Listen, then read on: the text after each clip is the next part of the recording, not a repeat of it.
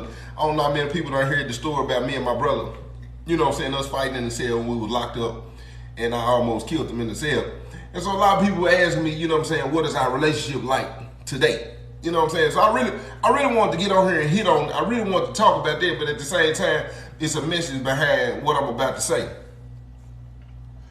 It's a message. I'm looking at you, you looking at me, we're looking at each other.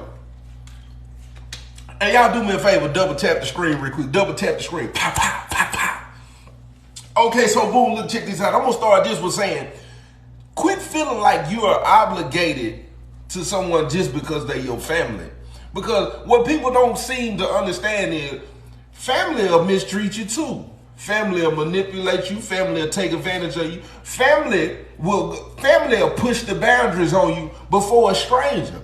Family will try to make you feel like you supposed to this and you supposed to that. You listen to me. Some people in this world, I don't care who they are, some people have some people have made a choice to be what they are and move how they want to move. But still they'll turn back around and try to treat you some type of way. You think you better than me? They try to treat you like you owe them, like you supposed to break your neck for them. Listen, let me tell you something.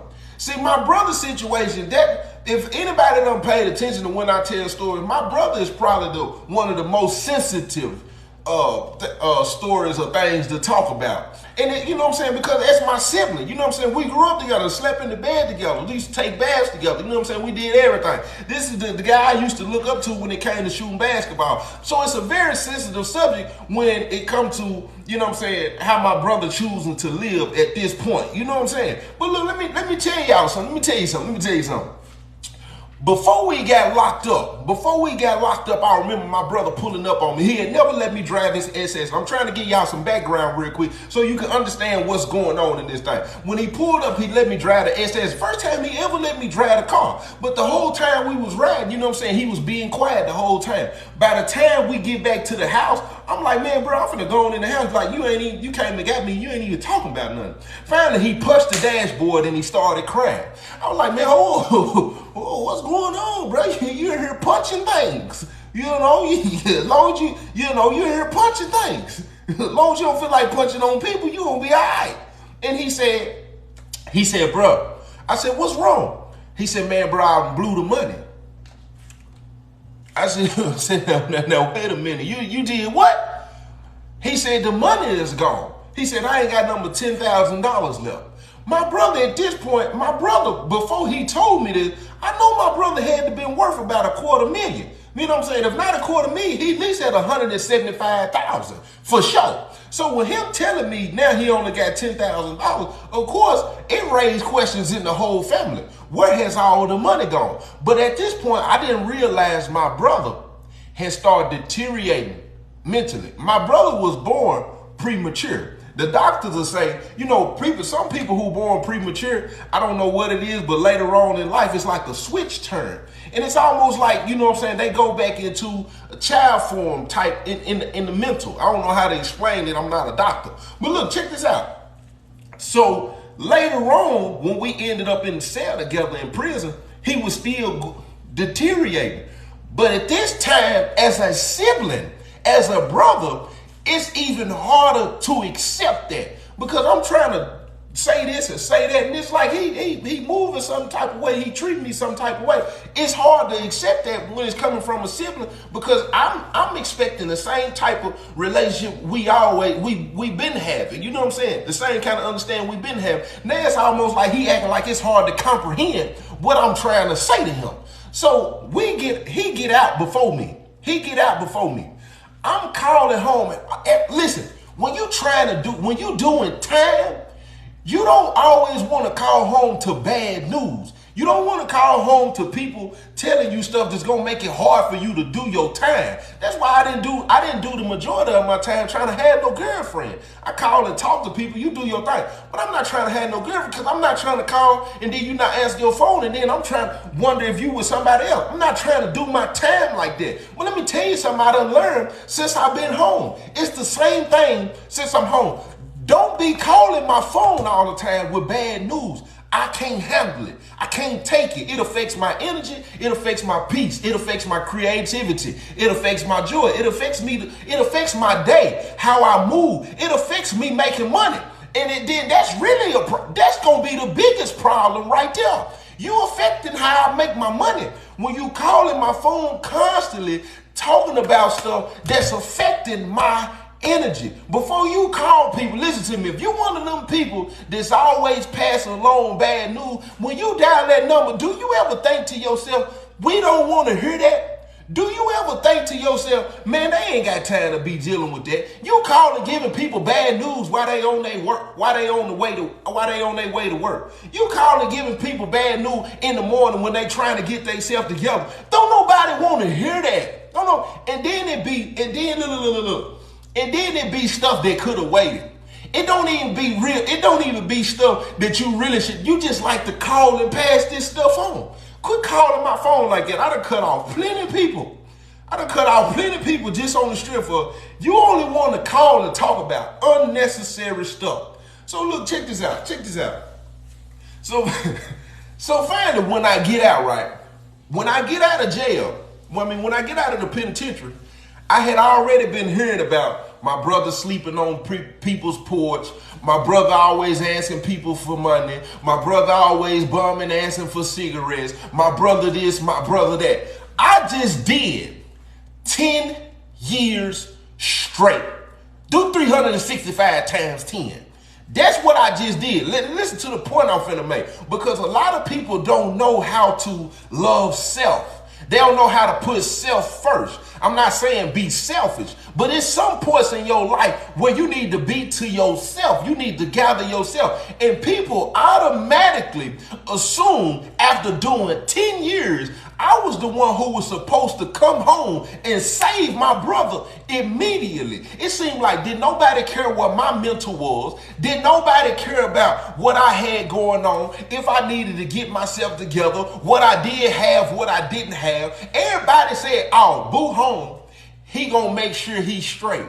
I just did 10 years in prison. Do you know how many people ask me, you good? Do you know how many people ask me how you adjusting? Do you know how many people ask me how it feel being home? Do you know how many people ask me how you taking it? You all right?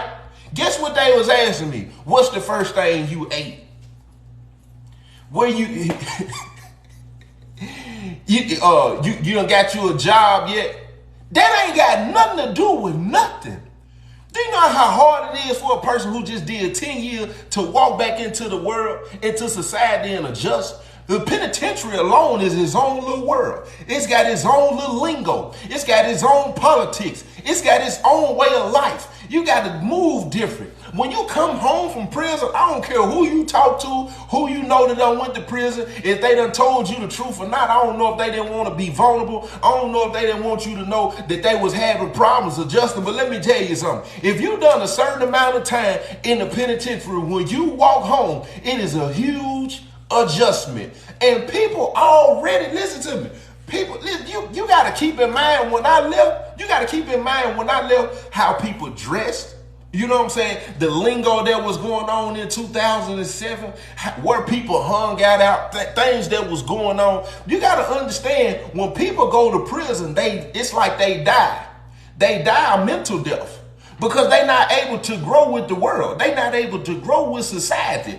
My time has stopped in 2007. People, you wonder why I'm so good at telling stories. Not only do I have a good memory, but in 2007, my time stopped. That's the only memories I had. I've been home for 5 years now, even though I've gained new memories. Guess what? From 2007 to 2017, that was the only thing I had to reminisce on. So, of course, I remember him like the back of my hand. So, look, check this out. So, finally, I was home for about 2 weeks, right? I'm home for about 2 weeks. I hadn't even seen my brother. I wasn't ready to see him. It probably wasn't 2 weeks, but I didn't see him in the first couple of days, that's for sure. I wasn't ready to see him. It was already hard for me to go and see my child. Do you know how hard I had no choice but to go see my child? My child was the first person I wanted to see. She was the first person, regardless of how I felt. Samaria was the first person I wanted to see. But you know how hard it is to pull up on your child? After doing 10 years, you don't know her. You don't have no bond with her. I don't know. Well, I knew her favorite colors and stuff because she used to tell me. But it's certain things I don't know nothing. Listen to me. It was hard to do. Even though I was excited to see her, I was afraid to see her. You know what I'm saying? The scariest thing in the world, I think, for a parent is to feel rejected by their child. And after doing 10 years, not seeing her, barely talking to her, she had every right to reject me. But I still had to fight through that and pull up to see her. That's why I don't, commercial break me, please. That's why I don't understand how you could be out here in the free world, know that you have a child, and you don't, how? If a man, I speak from a man's perspective. I can't speak for nobody but me as a man because I'm a man. I don't understand how these men can have children and not be in their life, but be messing with another woman who got children and to take better care of the children that are not theirs than they own. You're not concerned with doctor's appointments. You're not concerned with their grades. You're not concerned if they in sports or what kind of academics they in. You're not concerned with nothing with this child's life. Not only that, you don't know what's going on under this child's roof. Do you know how many parents are really not mentally stable, even though they doing their best in what they can do? But it's a lot of parents who raise the children who don't realize they passing down trauma on a whole different level. They passing down anxiety. They passing down stress. They passing down all this stuff to your children, and you being absent and not even knowing your child is dealing with this. Do you know how strong that is? They don't even have your voice around. When I got around my child and I started hanging with her and I started kicking with her and I started to get to know her slowly out. I remember her mama hit me up and said, I need you to take her to her doctor's appointment because I can't take her. The first time I took my daughter to the doctor's appointment, I was sitting in the doctor's office saying to myself, how many times did she have to do this? How many times did she have to take off work? How many times did she have to leave work early? How many times she done had to do this? And I've been gone for 10 years. I've been not complaining not one time. When she called me, I don't care if it's short notice. If I can't do it, I'll be man. I'll be man enough to say, I really can't make it. But I better not complain, not now time. If she called me short notice, out of the blue, and asking me to do something, not treat me like I owe her. Because I'm gonna tell you, if you've been locked up, it's nothing. I cannot make up for time. The only thing I can do is do what I'm supposed to do from here. I didn't carry myself like I owe nobody because I can't make up for that. But I know one thing for sure, two things for certain. I better not act like I don't want to. I better not act like I don't want to be a part. I better not act like I don't want to do my half. And that's just crazy. I don't know how many. I done talked to a couple of women since I've been home, and they daddies don't be present at all. I don't see how. Like that is crazy. That's crazy. But anyway, but look. Back on the subject. So after I meet my daughter, it was a weight off of my shoulders. It was a weight off my shoulders, but I was still having to deal with it because now I have to step in and be a father. It's a difference between a dad and being a father. So look, check this out. A couple of days passed. Finally, my uncle called me and he said, your brother up here. I said, I'm figuring I'm in a better place mentally since I done been home a few days, a few weeks or whatever it is. Let me go ahead and see him. Because not only am I hearing that he been homeless, he been doing drugs, he been doing this, he been doing that, he been sleeping on people's porch. They also tell me the condition that he in. He don't want to bathe. He don't go get his hair cut. He won't go get his face trimmed. So I already have an image in my head of somebody that I do not know anymore. I don't know how many people have ran into people that they love, care about, old friends, whatever. People that they exes that they used to, and you see this person again and they're not who they used to be. So that hurt. That hurt to the core. That's hard to take in as a human. That's hard to take in when it's a relative. We talking about my brother. So finally, I pull up to my granny house, which is with my uncle. I pull up to my granny house, you know what I'm saying? When I pull up to my granny house, I see my brother standing outside. I already see what he wearing. My brother was one of the biggest dope boys in the city. And I'm not saying that to say, to being a dope boy is cool, because to me, a dope boy ain't cool. But at the time when he was a dope boy, we thought it was cool. My brother was always fresh. He barely even wore the same clothes twice. If I looked in his closet, everything in his closet was straight from the cleaners. It was still in the plastic. All of his shoes was almost still brand new. He don't even like creases in his shoes. If he got some creases in his shoes, he wouldn't even give them to me. 9 times out of 10, he throw them away. My brother was fresh. I could easily look under my brother's mattress and see $100,000 cash money.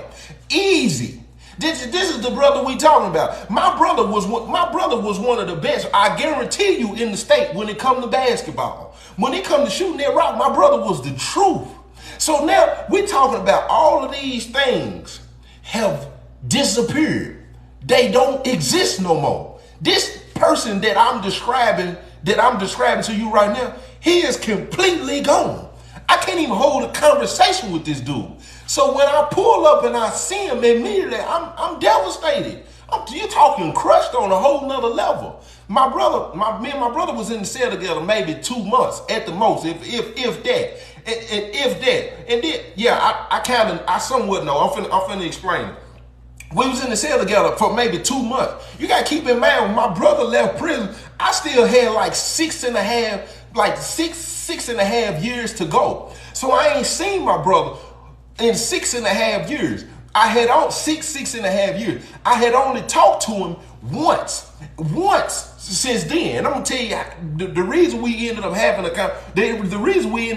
a conversation is because somebody tried to get over me in the penitentiary, because I was, doing my thing or whatever. And I had this dude that sent me some of that white girl, Christina Aguilera, and he tried to beat me. So I had to call this dude mama and tell dude mama, if he don't give me my money or give me what I paid for, I'm going to send somebody to see you. Since I can't find your son, since your son is not answering my text messages and not answering my calls, and he feel like he can get over on me because I'm in the penitentiary, I'm going to send somebody to see you. So you need to call your son and tell your son he needs to pay me.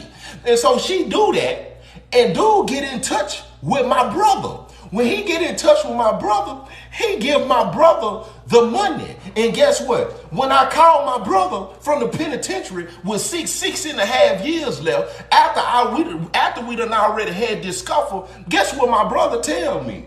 Again, he get over. He said, bro, man, you locked up. You don't need this money. I said, what you say? We talking $850 or something like that. It was almost a stack. It was almost $1,000. It was almost $1,000. So this dude gonna tell me, man, you don't need that money, bro. You locked up. What you mean I don't need that money, bro? Man, bro, you don't send me I tell you what, bro. When I get out, I better have my money. We're talking 6 years later. The man didn't even give me my money.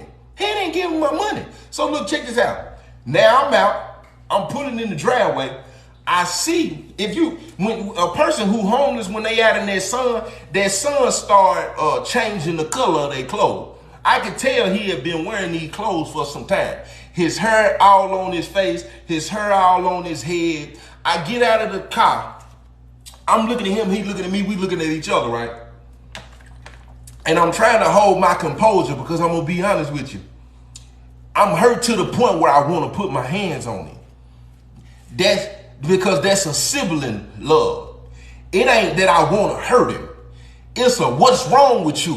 What is you doing? It's almost like you feel like you can say, man, you need to quit playing. And they supposed to snap and get it. This is my sibling. This is somebody I know. This is something I feel like, hey, bro, I know you doing this on purpose. You need to change what you got going on, because this right here ain't working for me. So it's hard for me not to even just go ahead and try to put my hands on him. You know what I'm saying? So we sitting here having a conversation, and I feel it in my spirit to ask him, is this what you want to do? And so that's what I did. I said, bro, because I'm trying to tell him, let's go get some help. You know what I'm saying? We need to take you somewhere to do something. We need to do this. We need to do that. And my brother immediately say, man, bro, I'm good, bro. I'm good, bro. I don't want to go there. I don't want to do this. I don't need no help. I don't need this. I don't need that.